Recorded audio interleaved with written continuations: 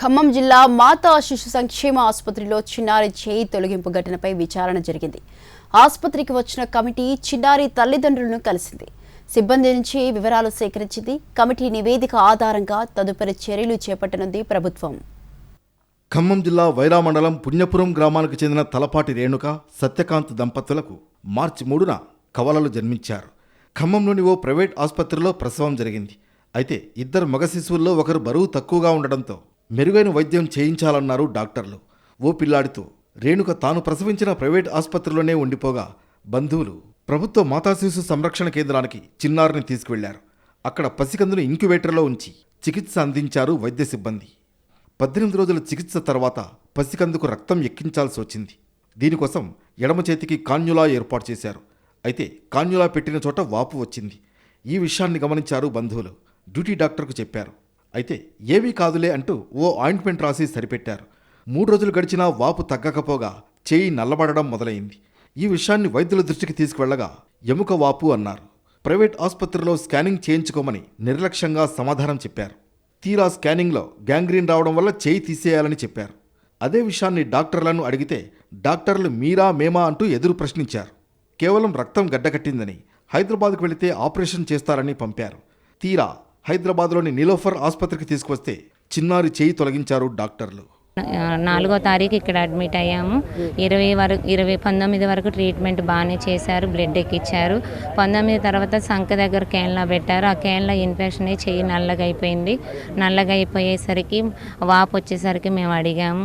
చాలాసార్లు చెప్పా సిస్టర్లకి ఏం కాదని చెప్పి ఆయింట్మెంట్ అవి రాసి సర్ది పెట్టారు. తర్వాత మమ్మల్ని 4వ రోజు స్కానింగ్ పంపించారు. స్కానింగ్ రిపోర్ట్ తీసుకొని వచ్చి ఇక్కడ లోపల డ్యూటీ డాక్టర్స్కి చూపించాము. డాక్టర్స్ చూసి మళ్ళీ మమ్మల్ని బయటికి పంపించి వాళ్ళు మాట్లాడుకొని మీరు హైదరాబాద్ వెళ్ళండి, మేమే అంబులెన్స్ అరేంజ్ చేస్తాము, ఇప్పటికిప్పుడు మీరు హైదరాబాద్ వెళ్ళండి.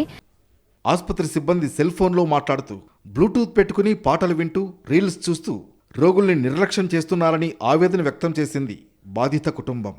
ఇదంతా మాతా శిశులో జరిగింది. ఇక్కడ నుంచి మమ్మల్ని నీలోఫర్కి షిఫ్ట్ చేశారు. ఇక్కడికి వచ్చాక మేము వాళ్ళని కలవదలుచుకోలేదు సార్. ఎందుకంటే మీరు వెళ్ళండి, వాళ్ళు బాగానే చూస్తారు, 1 వీక్ లో మీరు ఇంటికి వస్తారంటే 3 months అవుతుంది సార్. మేము వెళ్ళి 2 లేడీసే వెళ్ళాము. మీకు ₹1 ఖర్చు లేదని అంటే వీళ్ళు ఇంటి దగ్గర తిను హాస్పిటల్లోనే ఉంది ఇంకో బేబీని పెట్టుకొని. మా పెద్దనాన్న మా అన్నయ్య వాళ్ళు ఆడ ఏడ డబ్బులు అడిగి మాకు ఫోన్ పేలు చేసిస్తే ఆ బేబీకి మెడిసిన్ కానీ బ్లడ్ కానీ ప్లేట్లెట్స్ కానీ తెచ్చుకోవడం ఎక్కించడం ఈ కాడికి వచ్చింది ఆ బేబీ. ప్రైవేట్ ఆసుపత్రులకు వెళితే పీల్చి పిప్పి చేస్తున్నారు. ప్రభుత్వ ఆసుపత్రికి తీసుకువెళితే పరిస్థితి విషమంగా ఉందంటారు. సంతకం చేస్తే గానీ చికిత్స చేయబోమని షరతులు పెడతారు. అదృష్టం కొద్దీ బతికి బట్టకడితే సరే, ప్రాణాలు పోతే మాత్రం ముందే చెప్పాం కదా అని తప్పించుకుంటున్నారని ఆవేదన వ్యక్తం చేస్తోంది బాధిత కుటుంబం. ఇటువంటి వాళ్లపై కఠిన చర్యలు తీసుకోవాలని, తమలా మరొక కుటుంబానికి అన్యాయం జరగకుండా చూడాలని కోరుతోంది. నిర్లక్ష్యం. డాక్టర్లు సిస్టర్లు ఫోన్లు మాట్లాడుకుంటా, ఫోన్లో ఇయర్ బడ్స్ చేతిలో పెట్టుకొని చెవులలో పెట్టుకొని ఫోన్లు మాట్లాడుకుంటా ట్రీట్మెంట్ చేస్తే ఇంతే ఉంటుంది. మేమన్నా ముందుకు వచ్చాం. ఇంకా చాలా మంది రానోళ్ళు చాలా మంది ఉన్నారు.